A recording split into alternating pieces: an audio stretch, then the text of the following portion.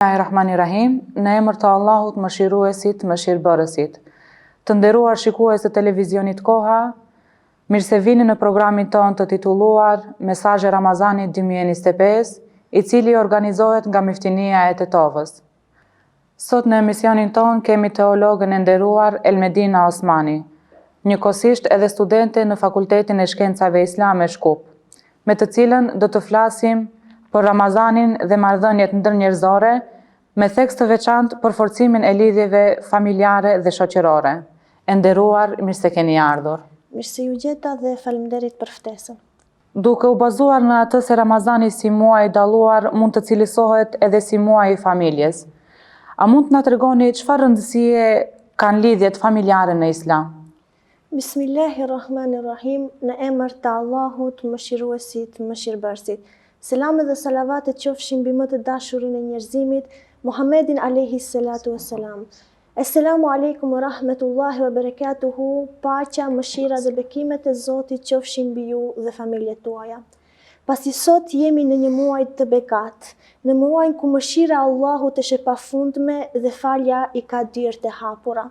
Agjërimi është një muaj i cili na fton të reflektojmë, të përkushtohemi shpirtërisht. Dhe agjërimi nuk është një muaj i cili na ndalon vetëm nga ushqimi dhe nga pija, por agjërimi është edhe një muaj dhe është një kohë e cila na pastron zemrat tona, e cila na afron shpirtin me krijuesin ton.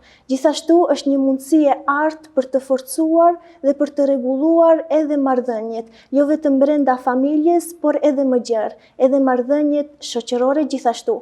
Mirë po, ne do të pyesim, përse Islami i dha kaq shumë rëndësi familjes? Pse Allahu xhaleshanuhu aq shumë e përmendi atë në Kur'an? Dhe pse kemi aq shumë hadithe të pejgamberit alayhi salatu wassalam, të cilat flasin mbi familjen? Familja është një sistem prej sistemeve më të vjetra, e cila arrin deri tek familja e Ademit alayhi salatu wassalam, e cila konsiderohet si bërthama e tërë shoqërisë. Familja, si në fenë islame, por edhe në fe tjera, konsiderohet si gurthemeli i shoqërisë. Për këtë arsye, edhe feja islame shpesh herë është fokusuar tek rëndësia e familjes dhe tek rëndësia e lidhjeve familjare, për shkak se familjen e konsideron si një kala mbrojtëse cila e ruan njeriun, sepse familja është vendi ku natyra njerëzore shprehet më së miri.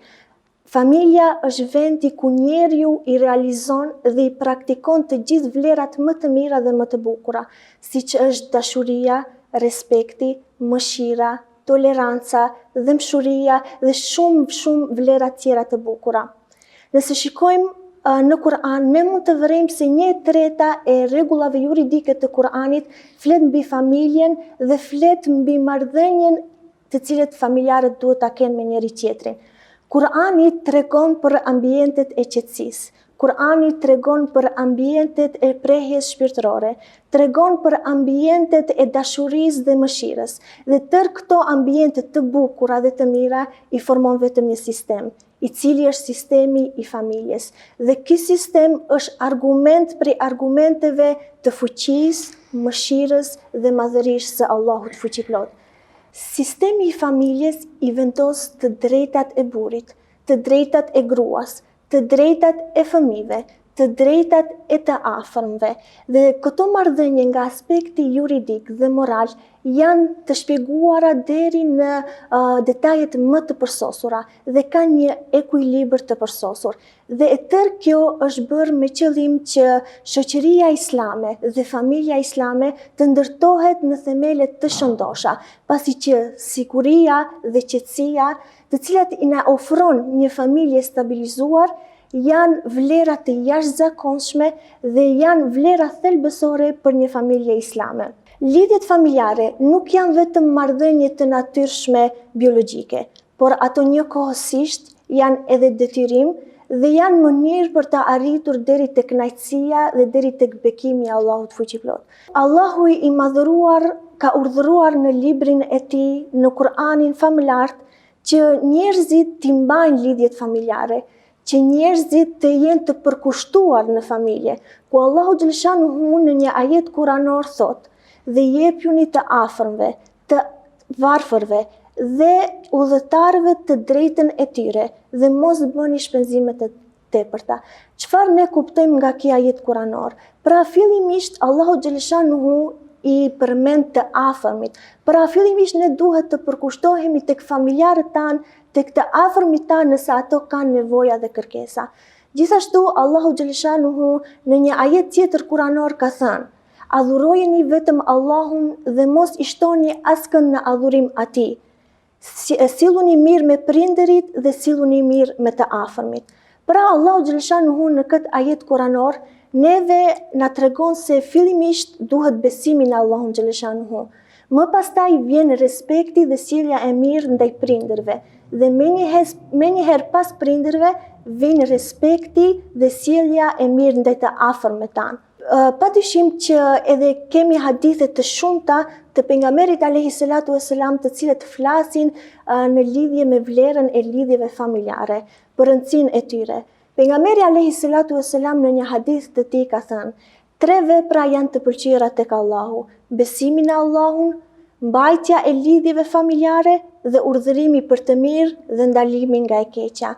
Ndërsa veprat e urryera nga Allahu janë shirku dhe shkëputja e lidhjeve familjare. Pra, nëse dëshirojmë që ne të afrohemi me Allahun xhaleshanuhu, nëse dëshirojmë që mëshira dhe dashuria e Zotit të zbret mbi ne, atëherë ne duhet të mbajmë lidhjet familjare. Mirë po, nëse ne i shkëpusim ato, atëherë ne duhet të kemi të qartë se edhe Allahu xhaleshanuhu do të shkëput lidhjet me ne. Gjithashtu, pejgamberi alayhi salatu vesselam në një hadith të tij ka thënë: kush dëshiron që t'i shtohet risku, t'i shtohet bereqeti dhe t'i shtohet imri apo jeta, atëherë le t'i mbaj lidhjet familjare. Pra kjo është rëndësia aq e madhe të cilën Islami i dha familjes dhe mbajtjes së lidhjeve familjare.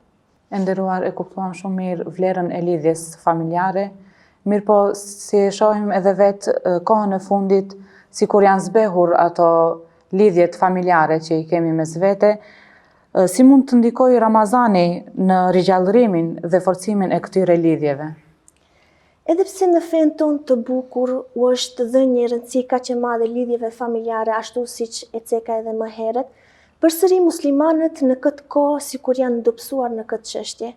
Në kohën moderne, çdo gjë e cila është bërë dinamike dhe shpejt, gara për jetën, sidomos në çështjet materiale, e ka kapluar çdo gjë dhe kjo ka ndikuar që njeriu të largohet nga familja dhe sidomos kohës të fundit janë larguar edhe familjarët më të afërm.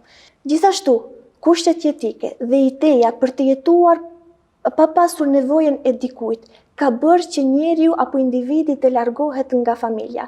Sot njeriu ka një ngarkesë të madhe dhe për shkak të kësaj ngarkese ai nuk ka kohë të mjaftueshme për të përkushtuar tek familja e tij, për të kaluar kohë të mjaftueshme me prindrit, me fëmijët, me familjen dhe me farefisin e tij.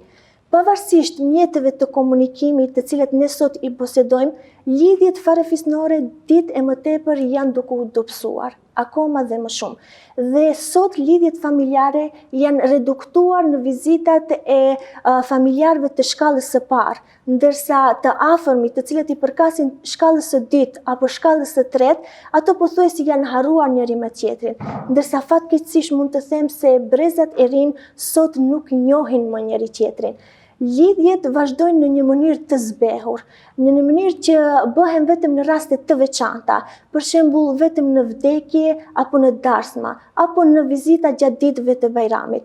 Muslimanit të vërtet nuk i takon që të dobësoj kaq shumë lidhjet familjare, për shkak se Allahu xhaleshanuhu i ngriti ato dhe përkundrazi, muslimani duhet të jetë ai i cili do t'i përforcojë dhe ai i cili do të rregullojë këto marrëdhënie familjare dhe duhet të jetë shembull të tërqeret, për shkak se nuk duhet harruar se pejgamberi alayhi salatu vesselam ka thënë: kush i ndërpret lidhjet familjare, ai nuk do të hyjë në xhenet.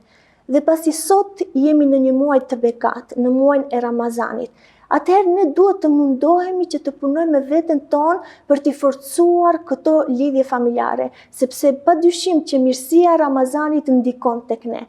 Dhe kjo mund të bëhet në disa forma dhe në disa mënyra. Si metodë e parë është thirrja e familjarëve në iftare. Kjo është një nga karakteristikat apo nga rëndësitë e Ramazanit. Kur familja bashkohet në iftar, atëherë në mesin e tyre krijohet një lloj uniteti dhe një lloj përkujdesje. Dhe padyshim kur të gjithë jemi të mbledhur në sofrën e iftarit, padyshim që shtohen lidhjet me njëri tjetrin dhe shtohet edhe dashuria me njëri tjetrin. Pejgamberi alayhi salatu vesselam në një hadith të tij ka thënë: kush i jep ushqim një agjëruesi, edhe Allahu do ta shpërblej njëjtë sikur agjëruesin, pa mos i zbritur asgjë nga shpërblimi i tij.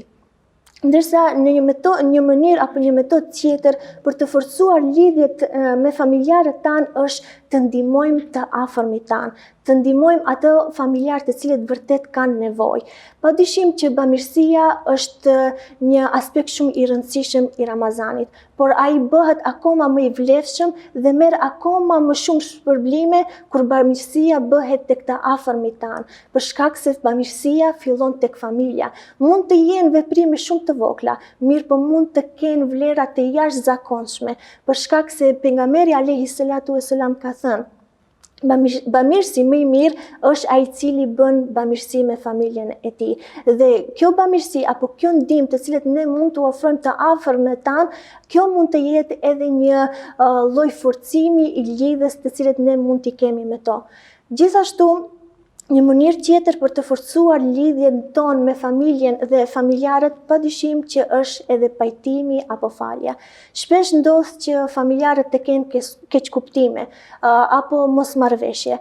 Dhe Ramazani është muaji i cili na zbut zemrat, i cili na jep mundësinë që të rregullojmë gabimet. Ramazani është muaji në të cilin ne duhet të bëjmë pajtime dhe duhet ta lëmë të kaluarën dhe të japim falje njëri tjetrit. Për këtë mënyrë edhe Muhamedi alayhi salatu vesselam vazhdimisht i ka nxitur njerëzit që të jenë të bashkuar, të mos ketë hidhërime në mesin e tyre dhe të jenë një trup i vetëm të gjithë muslimanët.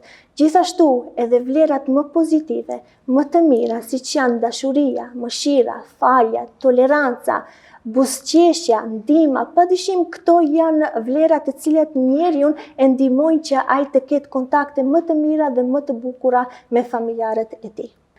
Krahas lidhjeve familjare, sa ndikon Ramazani në përforcimin e lidhjeve shoqërore? Padyshim ashtu siç duhet t'i kemi edhe lidhjet familjare të mira dhe të bukura me njëri tjetrin, padyshim edhe lidhjet apo marrëdhëniet me shoqërinë duhet t'i kemi të mira dhe të bukura. Dhe Ramazani është një prej formave për t'i forcuar ato. Së pari, njeriu duhet të përmirësojë veten e tij në raport me të tjerët. Agjerimi nuk kërkon që të rregullohet vetëm raporti i njeriut me Zotin, por gjithashtu kërkon që të rregullohet edhe raporti i njeriut në raport me të tjerët, në raport me shoqërinë, në raport me besimtarët të cilët na rrethojnë neve.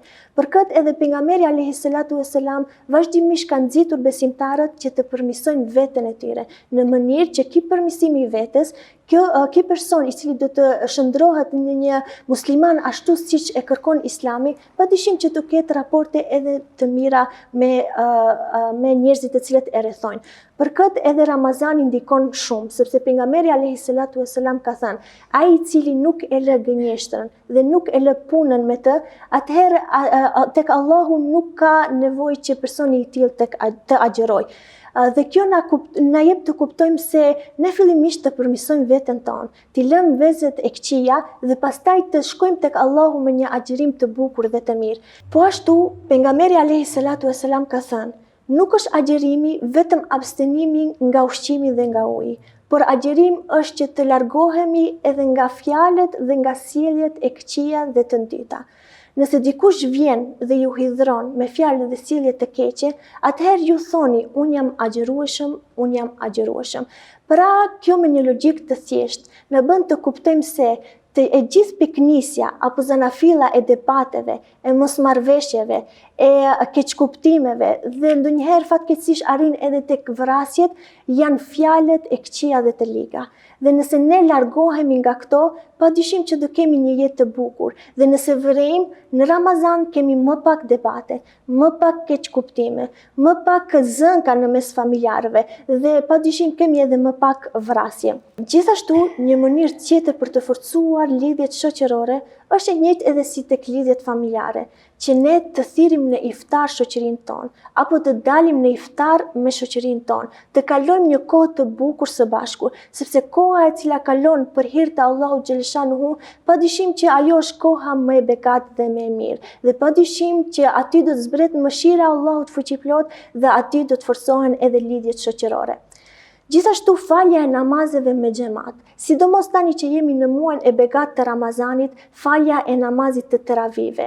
Kjo bën që besimtarët të lidhen në mes vete, besimtarët të forcojnë lidhjet në mes vete. Shpesh herë ne dëgjojmë nga të tjerët që thonë kjo është shoqja ime e xhamis. Pra krijohet një lloj lidhje dhe një lloj dashurie për shkak të faljes së namazit, të cilët ne e bëjmë me xhamat. Për këtë edhe pejgamberi alayhi salatu vesselam vazhdimisht i kanë nxitur njerëzit që të shkojnë dhe të falen me xhamat. Gjithashtu, Ramazani është koha kur ne u ndihmojmë të tjerëve. Mirë po kjo kur bëhet në Ramazan, nuk është vetëm një akt i thjesht bamirësie, por është një mision, për shkak se njerëzit bashkohen grupe të ndryshme të njerëzve, kategori të ndryshme të njerëzve, duke qenë të pasur, bashkohen të pasurit, pra bashkohen edhe të varfrit, që të ndihmojnë njëri tjetrin. Dhe padyshim që kjo edhe forcon lidhjet shoqërore dhe janë, domethënë, shkaqe të cilët njeriu e dërgojnë në përmirësimin e vetes, por edhe në përmirësimin e tij në raport me të tjerët. Për fund, cili do ishte mesazhi për shikuesit tanë? Për të kuptuar mesazhin tim, fillimisht dua të pyes: sa vlen një familje? A e kemi ndaluar ndonjëherë veten dhe ta pyesim me këtë pyetje? A e kemi kuptuar se familja nuk është thjesht gjaku që na lidh, mirë po ajo është streha jonë më e fortë. Aty është vendi ku zemra jonë gjet qetësi dhe shpirti jonë gjen ngrohtësi. Familja është dhurata më e madhe të cilën Allahu na ka dhënë. Është vendi ku ne u rritëm, është vendi ku ne hodhëm hapat e parë, është vendi ku për herë të parë ndjejmë dashurinë dhe mbështetjen. Mirë po, sa prej nesh e vlerësojnë këtë? Sa prej nesh mundohen që të mbajnë fort lidhjet familjare, duke mos i lënë që të dobësohen ato për shkak të kohës, distancës apo mosmarrveshjeve? Sa shpesh e kemi lejuar krenarin që të hi apo të ndërhi në raport me familjarët tanë?